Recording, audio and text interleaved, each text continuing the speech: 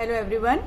आज हम देखने जा रहे हैं डेटा स्ट्रक्चर में ग्राफ से रिलेटेड एक टॉपिक जिसका नाम है शॉर्टेस्ट पाथ इन ग्राफ।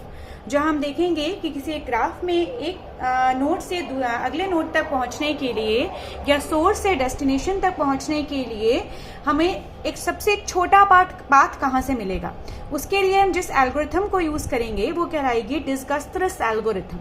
तो आज हम देखेंगे इस डिस्कस्ट्रस एल्गोरिथम का यूज करते हुए कैसे हम ग्राफ में एक शॉर्टेस्ट पाथ फाइंड आउट कर पाते हैं from source to destination. So this algorithm is used to find the shortest path from the single source node to all other nodes of the weighted graph. सबसे पहली चीज we have the weighted graph, और हमेशा ये ध्यान रखेंगे कि wait हमेशा क्या होने चाहिए, पॉजिटिव होने चाहिए।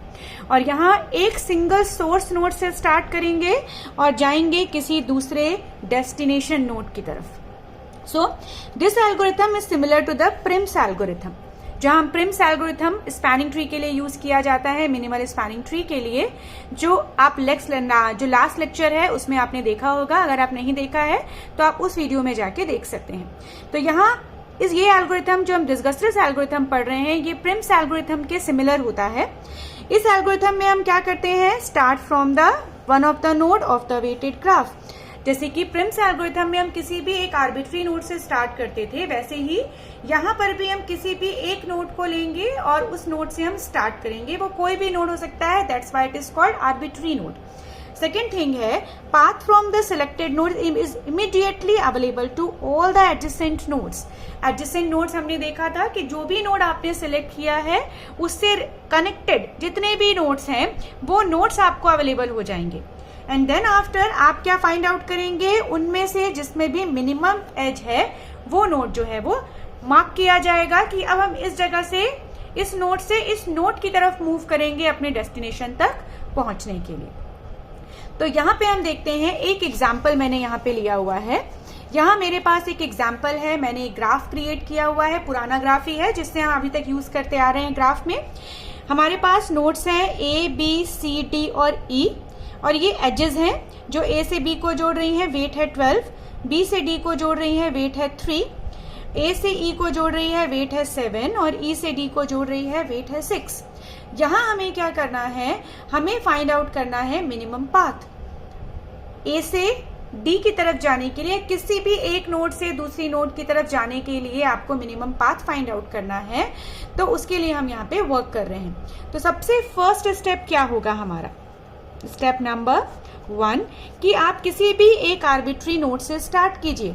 सपोज मैंने स्टार्ट कहां से किया है, मैंने स्टार्ट किया ए से, मैंने स्टार्ट किया है ए से।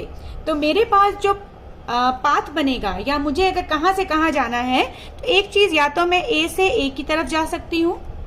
अगर मैं ए से ए की तरफ जाती हूं तो मेरा पाथ होगा 0, क्योंकि आप वो जहां है वहीं से वहां जाना है, तो कोई भी डिस्टेंस तय नहीं करना पड़ेगा, दैट इज 0। उसके बाद मुझे एडजेसेंट नोड मिल रहे हैं बी सी और ई जो ए से कनेक्टेड हैं। तो मुझे ए से बी तक जाने के लिए जो पाथ है दैट इज 12। ए से सी तक जाने का है 6, ए से ई तक जाने का है 7। तो यहां हमें चूज करना है सबसे मिनिमम पाथ, यानी पाथ क्या चूज करेंगे, हमें जाना है, सॉरी मैं बताना भूल गई थी, हमें जाना है ए से डी की तरफ। और ए से डी तक जाने के लिए कौन सा मिनिमम पाथ आपको फाइंड आउट करना पड़ेगा ये हम पता करेंगे। अब आप बोल सकते हैं ए से ए भी तो 0 है, बट यहां से हम कहीं आगे नहीं बढ़ रहे हैं, हम उसी जगह पे हैं, इसीलिए इसे हम इंक्लूड नहीं करेंगे।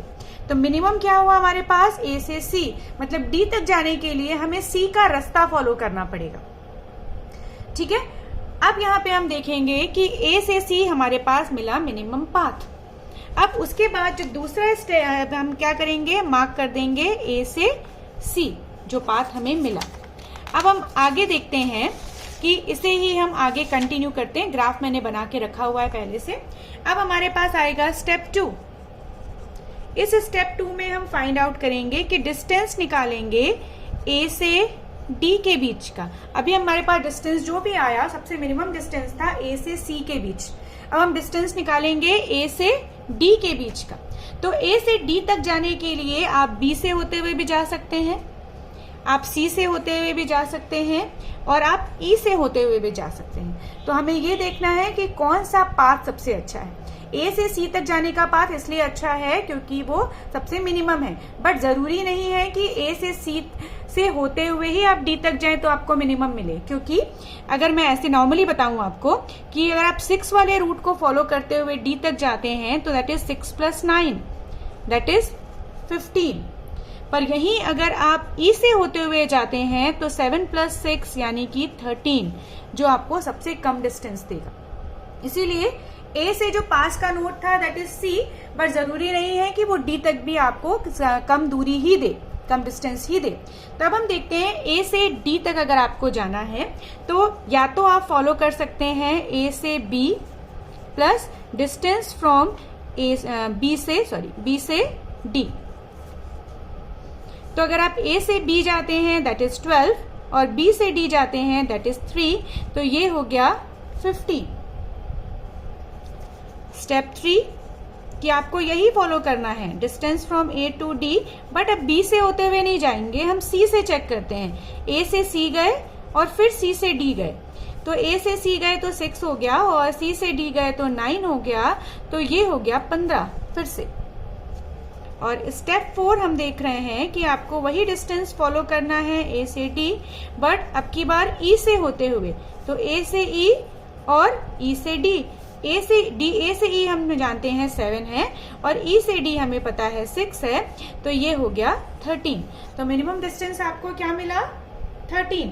यानी कि आपको अगर A से D तक जाना पड़ेगा तो आप कौन से रूट को फॉलो करेंगे? E से होते हुए जो आपको रूट मिल रहा है, आप इस रूट को फॉलो करेंगे D तक जाने के लिए।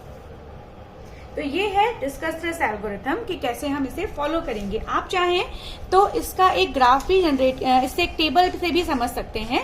मैं एक टेबल व्यू में अगर आपको बना के दिखाऊं कि यहां मैंने ले लिया है सोर्स, मैंने ले लिया है डेस्टिनेशन, मैंने ले लिया है डिस्टेंस और फिर मैंने ले लिया है शॉर्टेस्ट पाथ। मैंने ऐसा एक टेबल क्रिएट किया।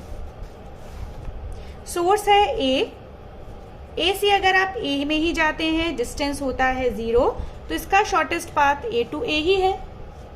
अगर आप A से B की तरफ जाते हैं तो आप डिस्टेंस कवर करते हैं 12, शॉर्टेस्ट पाथ तो एक ही, चूंकि पाथ ही एक है इसलिए A से B ही होगा। अगर आप A से C जाते हैं, डिस्टेंस कवर करते हैं 6, A से C। अगर आप A से E जाते हैं तो आप डिस्टेंस कवर करते हैं 7, path should be A to E। But अगर आपको A से D की तरफ जाना है तो आप A से D की तरफ जाते हैं तो शॉर्टेस्ट पाथ जो आपको मिला है 13 मिला है, that is from A to E to D। और अगर आप A से, तो यहां आप शॉर्टेस्ट पाथ फाइंड आउट कर रहे हैं कि A से A जाएंगे तो शॉर्टेस्ट पाथ ये मिलेगा, A से B जाएंगे तो ये मिलेगा, A से C जाएंगे तो ये मिला, A से E जाएंगे तो ये मिला, A से D अगर जाना है तो हमने इसके लिए स्टेप्स फाइंड आउट किए तो 13 मिला और हमने यहाँ पे उसको टेबल के फॉर्मेट में रिप्रेजेंट कर दिया। क्योंकि बाकी जगह पे बीच में और कोई नोड था नहीं, इसीलिए वही डायरेक्टली यहाँ पे आ जाएगा कि शॉर्टेस्ट पाथ कौन सा है। बट यहाँ से A से D अगर आपको जाना है तो आपको एक बीच में पाथ मिल रहा है, may be from B, may be from C, may be from E। तो आप जो भी पाथ आपको सबसे शॉर्ट लग रहा है, आप उस पाथ के वैल्यू को या डिस्टेंस को लेंगे और बताएंगे कि वो पाथ आपको सबसे शॉर्टेस्ट मिला है फ्रॉम सोर्स टू डेस्टिनेशन। तो इस तरह से आप डिस्कस दिस एल्गोरिथम को एक्सप्लेन कर सकते हैं using example. Thank you so much for watching the video. I hope it will be very helpful for you all, and please subscribe the channel. Thank you so much.